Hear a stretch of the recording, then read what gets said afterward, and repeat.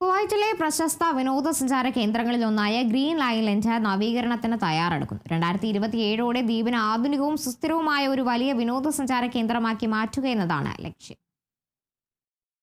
രാജ്യത്തെ ഏറ്റവും പ്രതീക്ഷ നൽകുന്ന ടൂറിസം സംരംഭങ്ങളിൽ ഒന്നാണിത്. പദ്ധതിയുടെ ഉദ്ഘാടന വേളയിൽ ഇൻഫർമേഷൻ, സാംസ്കാരിക യുവജനകാര്യ മന്ത്രി അബ്ദുൾ റഹ്മാൻ അൽ മുത്തേരി പറഞ്ഞു. വിനോദ സൗകര്യങ്ങൾ നവീകരിക്കുന്നതിനും സാംസ്കാരിക വിനോദസഞ്ചാര കേന്ദ്രമെന്ന നിലയിൽ കുവൈത്തിന്റെ ആകർഷണം ശക്തിപ്പെടുത്തുന്നതിനുമുള്ള ധീരമായ കാഴ്ചപ്പാടാണ് ഇത് പ്രതിഫലിപ്പിക്കുന്നത്. കിരീടാവകാശിയും പ്രധാനമന്ത്രിയുമായ ഹിസൈനസ് അമീർ ഷെയ്ഖ് മെഷാൽ അൽ അഹമ്മദ് അൽ ജാബർ അൽ സബ ഉൾപ്പെടെയുള്ള രാജ്യത്തിന്റെ നേതൃത്വത്തിന്റെ ശക്തമായ പിന്തുണ പദ്ധതിക്ക് ലഭിക്കുന്നുണ്ടെന്ന് അൽമുത്തേരി ഊന്നിപ്പറഞ്ഞു. ടൂറിസം വികസനം ത്വരിതപ്പെടുത്തുന്നതിനും സമ്പദ് വ്യവസ്ഥയെ വൈവിധ്യവൽക്കരിക്കുന്നതിനും ജീവിത നിലവാരം ഉയർത്തുന്നതിനും ഈ പിന്തുണ അത്യാവശ്യമാണ്, അദ്ദേഹം കൂട്ടിച്ചേർത്തു. പതിറ്റാണ്ടുകളായി ഗ്രീൻ ഐലൻഡ് ഒരു സാംസ്കാരിക വിനോദ നാഴികക്കല്ലാണ്. 1988 തുറന്നപ്പോൾ ഗൾഫിലെ ആദ്യത്തെ കൃത്രിമ ദ്വീപായിരുന്നു ഇത്. കുടുംബാംഗങ്ങൾക്കും സന്ദർശകർക്കും വളരെ കാലമായി ഒരു പ്രധാന ലക്ഷ്യസ്ഥാനമാണിത്. ടൂറിസം എന്റർപ്രൈസസ് കമ്പനിയുടെ CEO അൻവർ അൽ ഹലൈല പറഞ്ഞു.